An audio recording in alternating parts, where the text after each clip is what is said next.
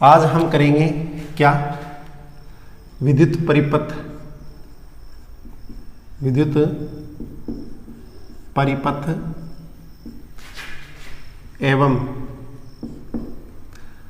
विद्युत परिपथ एवं अवयव। अवयव इसका क्या मतलब है वो समझो आप ध्यान से।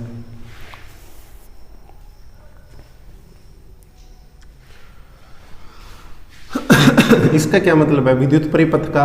विद्युत परिपथ का मतलब मैंने कल भी बता दिया आपको, आज भी बता रहा हूं कि विद्युत धारा का सतत एवं बंद पथ है। बंद पथ इसका मतलब क्या है, बंद पथ, ठीक है, बंद पथ, बंद पथ विद्युत परिपथ है, ठीक है। अब मैं इसका डायग्राम बनाता हूँ, कंप्लीटली डायग्राम बनाता हूँ मैं।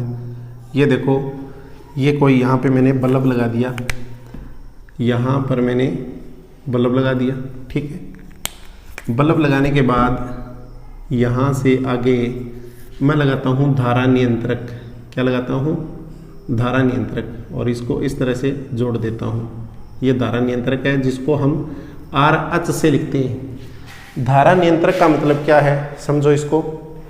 जैसे आपके रूम में पंखा चल रहा है और आप पंखे की स्पीड को कम ज़्यादा करते हो, तो आप क्या काम करते हो, स्विच लगा रखा ना, पंखे की स्पीड को कम ज़्यादा करने के लिए 4 पर 3 पर 2 पर उसको कर देते हो, तो पंखे की स्पीड क्या है, कम ज़्यादा हो जाती है। उसको क्या कहते हैं, धारा नियंत्रक कहते हैं, ठीक है। इसी तरह से फ्रिज के ऊपर आप धारा नियंत्रक लगाते हो। कैसे, वो ऑटोमेटिक धारा नियंत्रक होता है, स्टेबलाइजर जिसको बोलते हो।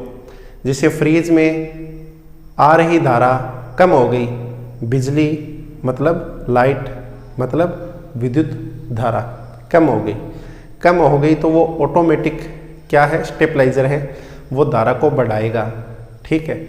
यदि धारा ज़्यादा हो गई तो वो क्या करेगा, कम करेगा। यानी 2 तरह के ट्रांसफार्मर उसके अंदर लगे होते हैं, अपचाई, और एक तो अपचाई हो गया और एक उपचाई हो गया, ठीक है। ये हमारे सिलेबस में नहीं है तो मैं आपको ज़्यादा डिटेल नहीं बताऊंगा, शॉर्ट में इतना बता दूंगा कि अगर मान लो लाइट डिम है, कम आ रही है, कम आ रही है तो वो ज़्यादा लाइट देगा अपने फ्रिज को, और लाइट यदि ज़्यादा हो गई तो वो उसको कम कर देगा। ऑटोमेटिकली क्या है, वो धारा नियंत्रक है, धारा को नियंत्रित कर रहा है वो। आ गई बात समझ में। इसी तरह से ये तो ऑटोमेटिकली हो गया।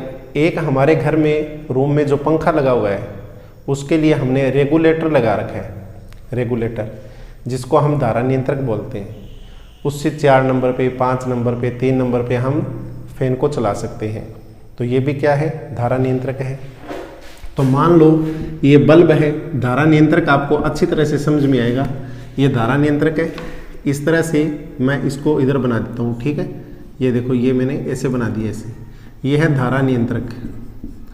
धारा नियंत्रक क्या काम आता है बच्चों, नियंत्रक क्या काम आता है, धारा को नियंत्रित करता है। कैसे नियंत्रित करता है सब समझाऊंगा मैं आपको। देखो, ये धारा नियंत्रक हो गया, ठीक है।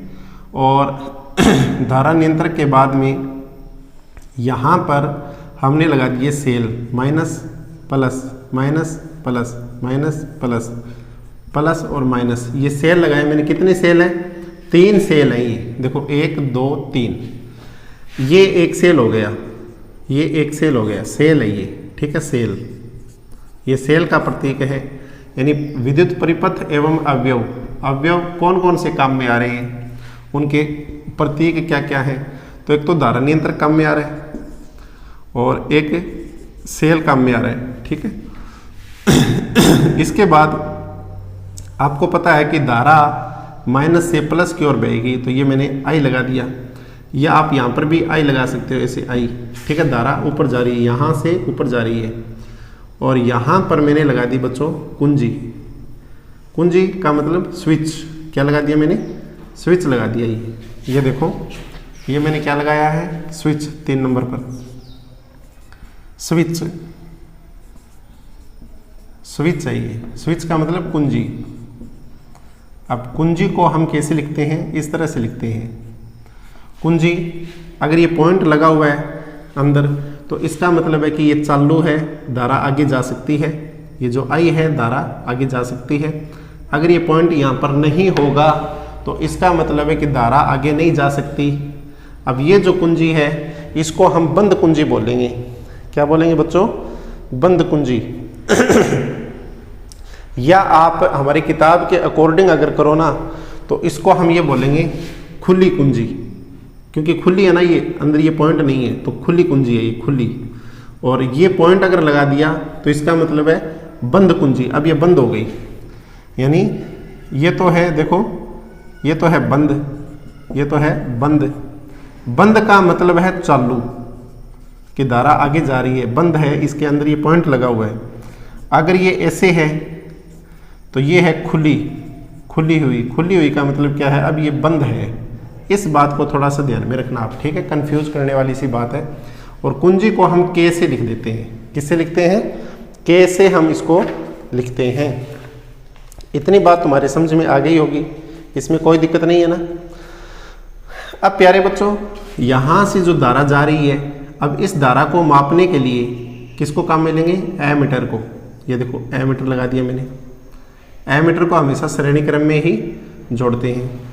अब ये बल्ब जो है, ये बल्ब कितनी धारा खा रहा है, इसके लिए मैं यहाँ पर इसके पार्श्व क्रम में, मान लो ये बल्ब है और इसके ये तार हैं, ये तार हैं, ये तार है, यहाँ तक ये 2 तार हैं, ठीक है? अब इसके पार्श्व क्रम में यहाँ पर इस पॉइंट से और इस पॉइंट के बीच में पार्श्व क्रम में मैं वोल्टमीटर लगा दूंगा V, कि ये कितनी धारा खा रहा है। जरूरी नहीं है कि यहाँ पे ये बल्ब हो, B बल्ब हो, जरूरी नहीं है। यहाँ पर कोई तार भी हो सकता है, यहाँ पर कोई धातु का तार भी हो सकता है अलग, और जिसका हमें क्या देखना हो? प्रतिरोध देखना हो। तो ये तार ऐसे हो सकता है, ऐसे ऐसे, ठीक है? तो इसके समांतर क्रम में हम क्या लगा देंगे? वोल्टमीटर। तो देखो यहाँ पे लिख रहा हूँ मैं 4 नंबर, एक तो एमीटर, एमीटर, और एक 5वां क्या लगा रहा हूँ मैं? V, यानी वोल्टमीटर, वोल्टमीटर, ठीक है? ये हो गया। एमीटर को श्रेणी क्रम में लगाएंगे, श्रेणी क्रम में, और वोल्टमीटर को हमेशा लगाएंगे समांतर क्रम में। और समांतर का मतलब है बच्चों पार्श्व क्रम, पार्श्व क्रम। ये इतनी बात तुम्हारी समझ में आ गई होगी, ठीक है? अब ये पूरा परिपथ है, कंप्लीट परिपथ है ये। अब देखो, मान लो इस तार को मैं हटा देता हूँ, यहाँ पे तार को हटा के मैं वापस अपना बल्ब लगा देता हूँ, ठीक है? ये बल्ब लगा देता हूँ मैं, ये बल्ब है, ठीक है? ऑन होने वाला बल्ब है ये।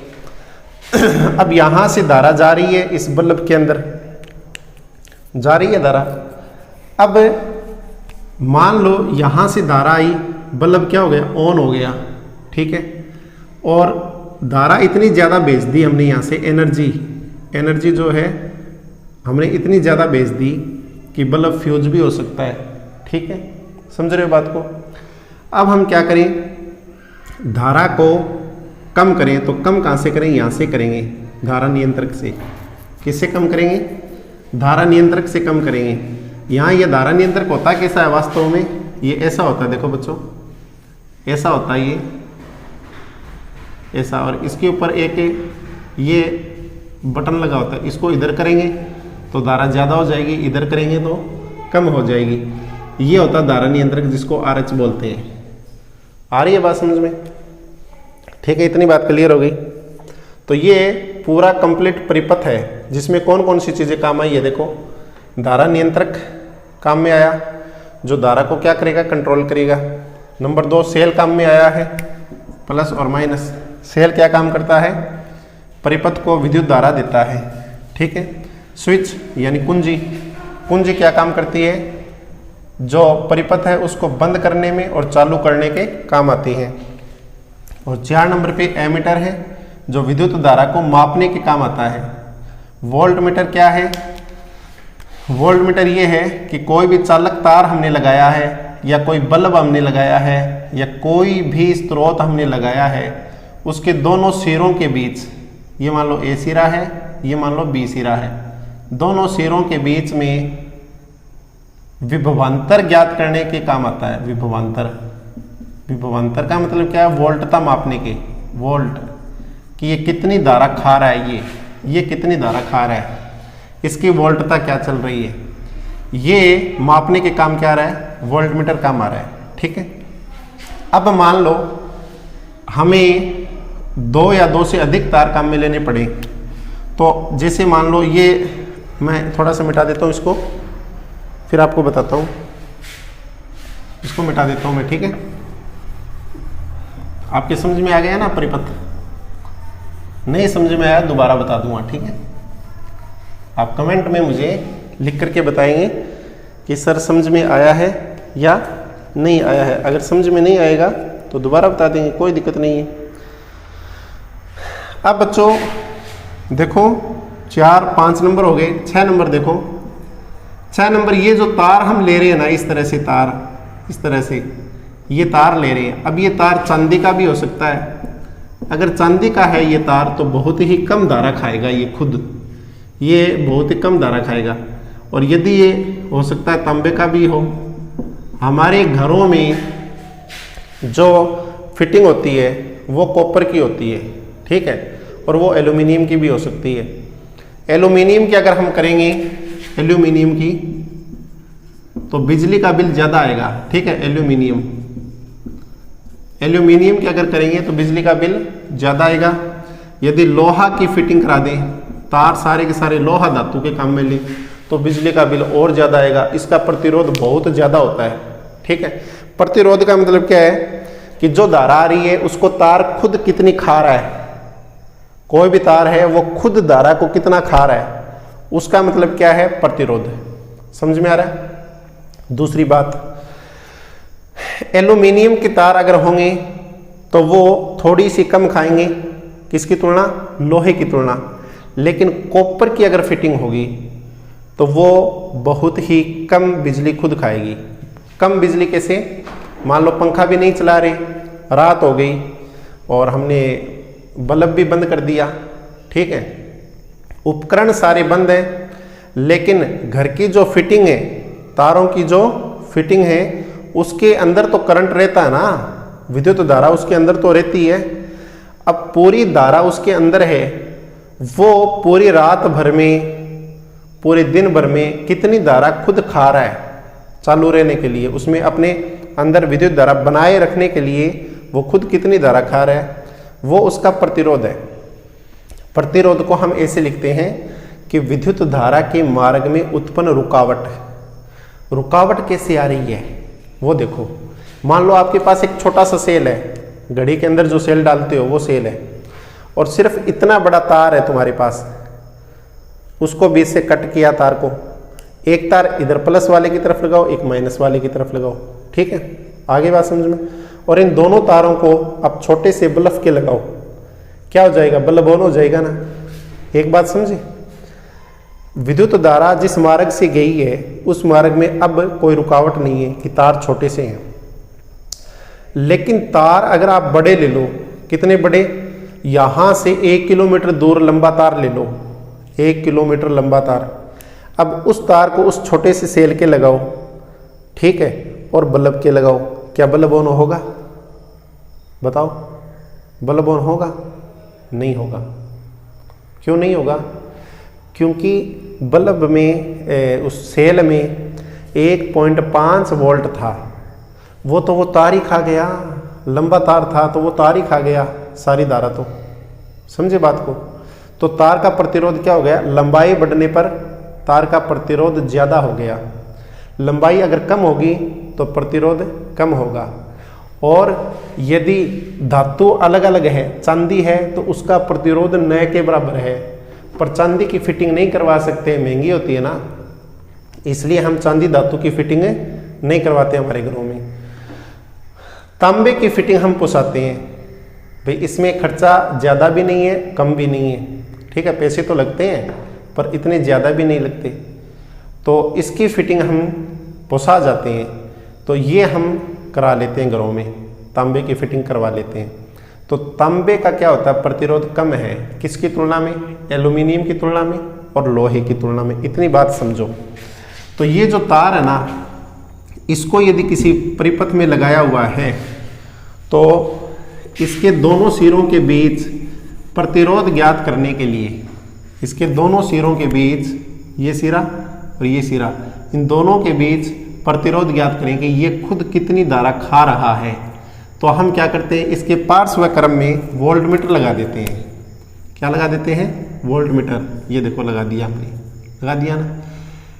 इसकी दोनों सिरों के बीच में उत्पन्न विभवांतर कितना है, कितनी धारा ये खा रहा है, इसके लिए इसके पार्श्व क्रम में हमने वे लगा दिया, वोल्टमीटर लगा दिया। इतनी बात तुम्हारी समझ में आ गई। अब हमने क्या मापा, इसका विभवांतर मापा ना, मतलब ये धारा खुद कितनी खा रहा है। इसका मतलब क्या हुआ बच्चों कि इसका प्रतिरोध कितना है। तो ये मैं लिखूंगा प्रतिरोध। यदि कोई प्रतिरोध लगा रहे हो विद्युत परिपथ में, कोई तार लगा रहे हो, तो उसके नीचे ये नाम आएगा प्रतिरोध। ठीक है। नंबर 7, ये बात तुम्हारी समझ में आ गई। अगर कोई तार लोगे आप तो उसके नीचे आप ये लिखोगे कि ये प्रतिरोध है। ठीक है। और अगर आप कोई विद्युत बल्ब ले रहे हो, विद्युत बल्ब, अब बल्ब कैसा होता है, देखो ऐसा होता है बल्ब, ऐसा होता है, ऐसा होता है ना, बल्ब ऐसा होता है। देखो यहाँ से ऐसा और यहाँ से ऐसा होता है, ऐसा, और अंदर ऐसे, ये बल्ब है। अब इतना डायग्राम अगर मैं बनाऊंगा तो मेरे को टाइम लगेगा, तो इसलिए इसको किस संकेत से, किस प्रतीक से दिखा देते हैं, अवयव है उनके प्रतीक, उनके प्रतीक। इसको कैसे दिखा दूंगा मैं, ऐसे ऐसे, बस। ये क्या है, विद्युत बल्ब, विद्युत बल्ब है। ये आया समझ में। इस तरह से विद्युत बल्ब को दिखा दें। अगर मान लो एक तार पर दूसरा तार जा रहा है, जैसे हमारे घर में ये रूम है कोई, और इस रूम में सारे उपकरण लगे हुए हैं। अब फिटिंग का तार यहाँ से इधर जा रहा है। ठीक है। अब यहाँ पे कोई दूसरा तार भी है, इस रूम में कोई दूसरा तार भी है, ऐसे। अब ये देखो यहाँ पे क्या हो गया, क्रॉस हो गया ना, ये ध्यान से देखो, क्रॉस हो गया ना। मतलब एक तार ऑलरेडी ऐसे, एक तार तो ये जा रहा, दूसरा तार इसके ऊपर से जा रहा है, तो उसको हम इस तरह से दिखाएंगे प्रतीक के रूप में। ठीक है। यदि दो तार एक दूसरे के ऊपर से जा रहे हैं, दो तार एक दूसरे के ऊपर जा रहे हैं, मतलब कहने का तार क्रॉसिंग है। यदि तार क्रॉसिंग है, क्रॉसिंग, तो उसको इस प्रतीक से दिखाएंगे। पेपर में पूछेगा सीधा ही कि तार क्रॉसिंग का संकेत लिखो, तो आपको ये संकेत लिखना है, ऐसे सीधी लाइन और ये ऐसे घुमा करके ऐसी लाइन लिख दोगे, कोई दिक्कत नहीं है। अगर आपको पूछे एमीटर वोल्टमीटर तो आप बता दोगे। और यदि 2 या 2 से अधिक सेल लगाए जाएं, यदि एक सेल लगाया जाए तो ऐसा निशान, एक सेल लगाओ तो ऐसा निशान है, और 2 सेल अगर आप लगा रहे हो तो कैसा निशान है, ये प्लस है और ये माइनस हो गया, प्लस माइनस, ये प्लस हो गया और ये माइनस हो गया, ये प्लस हो गया और ये माइनस हो गया। अब देखो 3 सेल मैंने लगा दिए। अब इतना दूर दूर नहीं लगाते सेलों को, कभी सेलों को ऐसे लगाएंगे पास पास, plus minus, plus minus, plus minus, ऐसे। अब इनको जोड़ दो, कैसे, ये प्लस माइनस ये जुड़ गया और ये जुड़ गया, ऐसे, ये प्लस है ये माइनस है। ऐसे हम यदि 2 या 2 से अधिक सेल लेते हैं तो उनको इस तरह से लिखते हैं। अब एग्जाम में कैसे आएगा, सेलों का संयोजन, ये प्रश्न आएगा कि सेलों का संयोजन, यहाँ पे लिख देता हूँ मैं, ये तो हो ही गया, ये तो आपके समझ में आ गया। 9 नंबर का लिख देता हूँ इसका। ये क्या है, सेलों का संयोजन, सेलों का संयोजन है ये। आए बेटा बात समझ में। इस तरह से सेलों का संयोजन हम करेंगे। ठीक है, इतना आपके समझ में आ गया, कोई चीज़ हमने नहीं छोड़ी। अगर कोई तार संधि है, कोई तार संधि है, तार संधि का मतलब क्या है वो भी समझो आप। इसको मैं मिटा देता हूँ, ठीक है। तार संधि का मतलब क्या है, जिस तरह से आपके घर में, आपके घर के अंदर ये कोई तार है और इस तार से कोई दूसरा तार यहाँ पे जोड़ा आपने, और यहाँ पे टेप मारते हो ना, टेप लगा देते हो ना, टेप चक्री, है ना। तो ये क्या है, तार संधि। तार संधि का संकेत है। एग्जाम में सीधा आएगा कि तार संधि का संकेत लिखो, तार संधि का प्रतीक या संकेत लिखो। तो ये आपको लिखना है ऐसे, ऐसे पॉइंट, ऐसे सीधी लाइन लिख दोगे। कोई दिक्कत है तो बताओ। तो ये क्या हो गए, विद्युत परिपथ के संकेत हो गए सारे के सारे, ठीक है। ये क्या है, सबके सब विद्युत परिपथ के संकेत। अब मैं इनको मिटाता हूं। अब कल जो मैंने आपको करवाया था ना, क्या करवाया था कल, मैंने आपको ये बताया था कल मैंने आपको ये बताया था कि विद्युत धारा किसे कहते हैं, मात्रक एम्पीयर होता है, और एम्पीयर के छोटे अन्य मात्रक क्या हैं, विद्युत धारा के अन्य मात्रक milliampere, microampere, nanoampere, ये थे ना। अब उनके अलावा आप देखो आगे, उनके ही न्यूमेरिकल करते हैं कल वाले। अब हम कल वाले न्यूमेरिकल करते हैं, ठीक है बच्चों। अब न्यूमेरिकल करने के लिए आपको ध्यान में क्या रखना है, जो मैंने सूत्र करवाया ना, विद्युत धारा का सूत्र मैंने आपको क्या बताया है, धारा का सूत्र मैंने ये बताया, I बराबर Q/T, ये बताया ना, याद रखो ये I बराबर Q/T। अगर आपसे Q पूछ ले कोई, कूलाम बताओ, तो Q बराबर क्या होता है, IT, क्या होता है, IT। और यदि आपसे I का मान पूछे तो Q/T। यदि T पूछे तो क्या करोगे बताओ, IQ, ये तो करोगे IQ। यदि आपसे T पूछे, T यहाँ पे आए तो ये भाग में थोड़ी जाएगा, ये इसकी गुणा में आएगा, ठीक है। तो आपको ये ध्यान में नहीं रखना, ये दो बातें ध्यान में रखनी है। एक न्यूमेरिकल आया था बोर्ड के एग्जाम में, किसी विद्युत परिपथ में 5 मिनट में 600 कूलाम आवेश प्रवाहित हो रहा है। देखो, किसी विद्युत परिपथ में क्या हो रहा है, परिपथ में 5 मिनट में 600 कूलाम आवेश, 5 मिनट में 600 कूलाम आवेश प्रवाहित हो रहा है,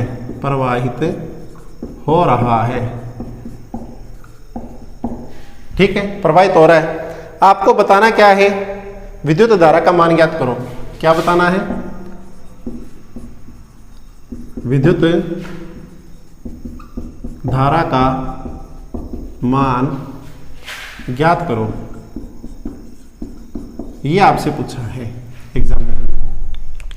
तो आप देखो बच्चों, सबसे पहले आपको 5 मिनट यानी समय दे रखा है, टी क्या दे रखी है, 5 मिनट। अब आपको पता है सूत्र क्या है, I बराबर Q/T। टी का मतलब यहाँ पे क्या लिखते हैं, सेकंड लिखते हैं ना। तो 5 मिनट को सेकंड में बदलो, 5 गुणा में 60। 1 मिनट में कितनी सेकंड होती है, 60 होती है। तो 5 मिनट में कितनी सेकंड हो जाएगी, 5 का 30, 300 सेकंड हो गई। क्या हो गई, 300 सेकंड, SEC 300 सेकंड। इस तरह से हम लिख सकते हैं। कूलाम, Q का मान कितना दे रखा है, 600 दे रखा है ना कूलाम। तो विद्युत धारा I आपको ज्ञात करनी है, I आपको क्या करनी है, ज्ञात करनी है। तो I बराबर सूत्र क्या होता है, Q/T। Q का मान 600 है और T का मान 300 है। 2 सिफर से 2 सिफर गई, 3 दूनी 6, 3 दूनी 6, तो 2 एम्पियर आ गया। क्या आ गया, 2 एम्पियर। तो आप क्या लिखोगे, विद्युत धारा का मान, विद्युत धारा का मान 2 एम्पियर है, 2 एम्पीयर है। इस तरह से आप लिखोगे, किसी विद्युत परिपथ में 5 मिनट में 600 कूलाम आवेश प्रवाहित हो रहा है। इस तरह से अगर कोई प्रश्न आ जाए एग्जाम में तो बताओ कर दोगे? कर दोगे ना? एक प्रश्न और बताता हूँ फिर मैं आपको इसी तरह से। आप कह रहे हो कि सर कर देंगे। किसी विद्युत परिपथ में 5 मिनट में 2 एम्पीयर धारा प्रवाहित हो रही है। 5 मिनट में 2 एम्पीयर 0.2 एम्पीयर धारा प्रवाहित हो रही है। आवेश नहीं है, धारा प्रवाहित हो रही है। धारा प्रवाहित हो रही है। तो क्या बताना आपको? आवेश का मान बताओ, ये पूछा इसने। क्या पूछा है? तो आवेशों का परिमाण, तो आवेश का मान ज्ञात करो, ये दिया है। तो t बराबर आपको 5 मिनट इसमें दे रखी है। 5 मिनट को वही काम हमारा, तो सेकंड में बदलो 300 सेकंड आएगी। Q आपको ज्ञात करना है, आवेश का मान यानी कूलाम का मान आपको ज्ञात करना है। और I का मान कितना दे रखा है? 0.2 एम्पीयर दे रखा है। ये दे रखा है ना, ऊपर वाला लिखा हुआ काम आ गया हमारे यहाँ ना। तो देखो बच्चों, I बराबर सूत्र है क्या? Q बटे T, विद्युत धारा का ये सूत्र है। और पूछा क्या? Q, तो Q बराबर क्या लिखोगे? IT। Q बराबर क्या लिखोगे? IT। तो Q बराबर I का मान कितना है बताओ? I का मान 0.2 इंटू 300, क्या करोगे? 300 गुणा करो, क्या हो गया? पॉइंट, एक के बाद में पॉइंट है ना, एक के बाद में पॉइंट है। पहले इसको सीधा गुणा कर लो, 2 0 0 2 0 0 2 3 6। अब एक के बाद में पॉइंट है तो एक के बाद में यहाँ पॉइंट लगाओ तो ये सिफर कट गई ना। तो 60 क्या गया? कूलाम। 60 कूलाम, ये आपका उत्तर हो गया। ये आपका आंसर हो गया 60 कूलाम। तो आवेश का मान क्या है? यानी Q बराबर क्या गया? 60 कूलाम। बताइए, आया समझ में? कोई दिक्कत किसी को? बोर्ड बिल्कुल साफ दिख रहा है, कोई दिक्कत नहीं है। अच्छा समझ में आ रहा है ना?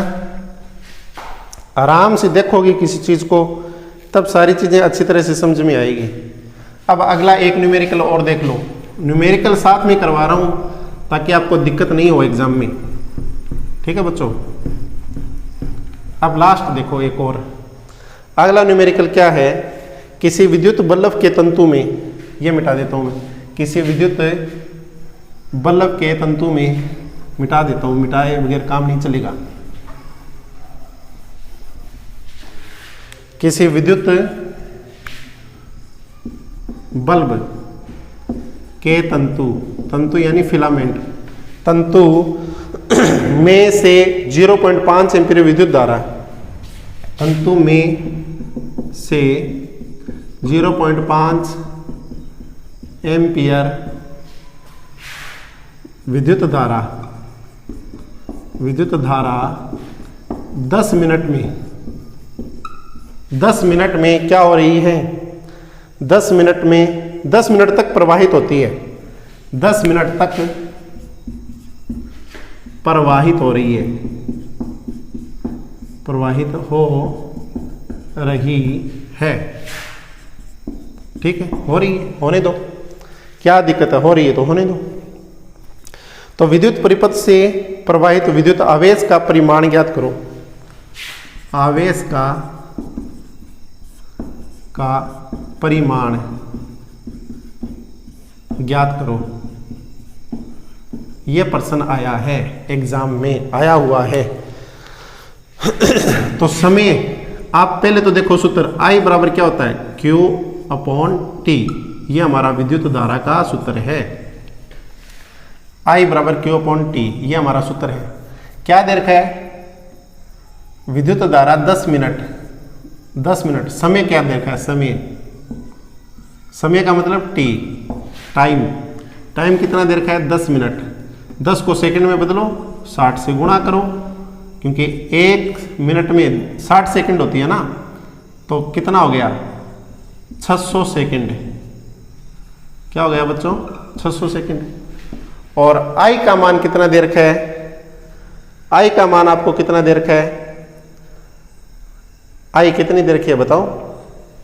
आई का मान आपको दे रखा है 0.5। आई बराबर ये देखो एम्पियर, एम्पियर एम्पियर यानी किसका मात्रक है, धारा का मात्रक है। एम्पियर का मान कितना दे रखा है, विद्युत धारा, ये देखो आई का मान, आई का मान कितना दे रखा है 0.5 एम्पियर। पूछा क्या आपसे, आवेश, ये देखो ये आवेश पूछा है, Q पूछा है आपसे, तो आप क्या करोगे, Q बराबर IT, ये होता ना IT, I का मान कितना 0.5 इंटू 600, 6 पंजा 30, 2 जीरो है, 2 जीरो लगा दो, एक के बाद में पॉइंट है तो एक के बाद में इसको हटाओ, तो ये सिफर कैंसिल गई, उड़ गई, तो Q बराबर क्या आ गया 300 कूलाम, 300 कूलाम, ये इसका उत्तर हो गया 300 कूलाम। तो देखो बच्चों आज हमने क्या पढ़ा है, विद्युत परिपथ के बारे में पढ़ा है, विद्युत परिपथ की संरचना देखी हमने आज, और इसके कौन कौन से अवयव हैं उनके प्रतीक हमने जाने हैं, और 3 न्यूमेरिकल हमने किए हैं। इतनी चीज़ें आप रिवाइज कर लो, इतनी चीज़ें याद कर लो, ठीक है। आज के लिए इतना ही काफ़ी है, बाकी कल करेंगे।